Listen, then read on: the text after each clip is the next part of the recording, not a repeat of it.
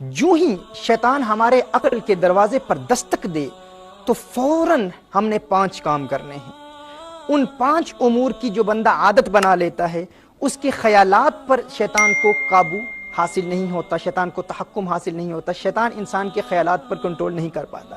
یعنی ان 5 قسم کے خیالات کو اگر ابتدا سے ہی ہم جڑ سے نکال پھینکیں تو شیطان ہمارے دل کے ان بند دروازوں کو، گناہوں کے وہ دروازے جو ہم بند کر چکے ہیں، ان کو ایک مرتبہ پھر اوپن کرنے میں کامیاب نہیں ہو سکتا۔ اور اگر ہم توبہ کر رہے ہیں اور اگر ابتدائی پہلے دروازے پر بھی محنت کر رہے ہیں اور اس دوران بھی اگر شیطان بار بار اس دروازے پر دستک دے رہا ہے، بار بار ہمیں گناہوں کے ارتکاب کی جانب راغب کرنے کی کوشش کر رہا ہے، تو ان 5 خیالات کا یاد رکھنا، ان کو ذہن نشین کر لینا انتہائی ضروری ہے۔ اور اس کی ترتیب کیا ہے ناظرین کرام؟ جو ہی یہ پہلا خیال آئے، جس شخص کو ہر وقت اپنی سانس کے ذریعے اللہ اللہ کی صدائیں بلند کرنے کی عادت ہو، اسے کہتے ہیں ذکر پاس انفاس، یعنی جب انسان سانس لیتا ہے تو اپنی ناف سے اللہ اللہ کا ورد جاری رکھے۔ مثال کے طور پر جب سانس لیں،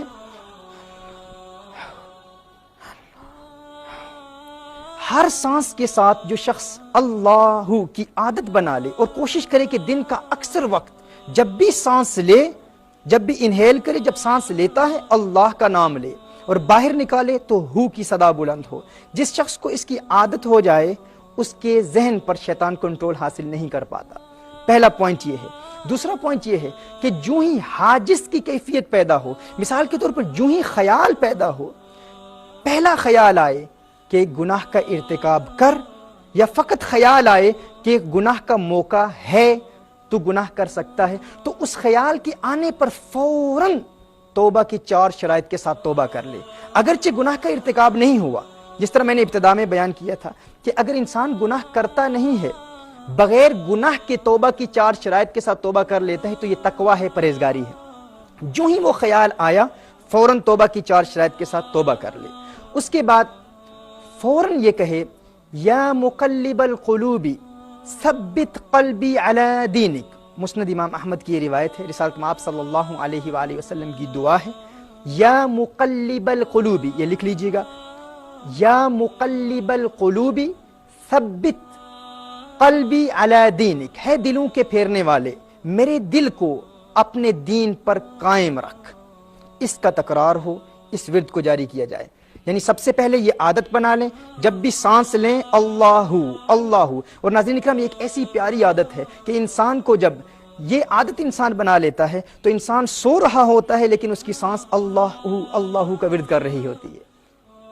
انسان کو جب عادت بن جاتی ہے، اور ہمارے ہاں برطانیہ میں بے شمار ایسے نوجوان ہیں جنہوں نے الحمدللہ اس پر عمل کیا، اس کو پریکٹیکلی اپلائی کیا، وہ کام کر رہے ہیں، کرکٹ کھیل رہے ہیں، فٹ بال کھیل رہے ہیں، دین کا کام کر رہے ہیں، دنیا کا کام کر رہے ہیں، لیکن ہر وقت اللہ اللہ کی صدائیں بلند ہو رہی ہیں۔ یہ عادت بنا لیں۔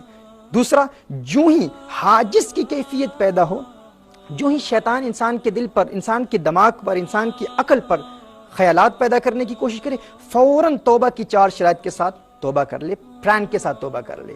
پوائنٹ نمبر 3، یا مقلب القلوب ثبت قلبی علی دینک، ہے دلوں کے پھیرنے والے، میرے دل کو اپنے دین پر قائم فرما۔ نمبر 3۔ نمبر 4، درود شریف کی کثرت شروع ہو جائے۔ رسالت آپ صلی اللہ علیہ وسلم کی بارگاہ میں درود و سلام کے پھول نشاور کریں۔ الصلاۃ والسلام علیک یا سیدی یا رسول اللہ، اللہم صلی علی سیدنا مولانا محمد وعلی آل محمد کما صلیت علی ابراہیم وعلی آل ابراہیم انک حمید مجید۔ بار بار درود پڑھیں، درود شریف پڑھیں، یعنی جو ہی خیال آئے تو درود شریف کی بھی کثرت ہو۔ Point number 4۔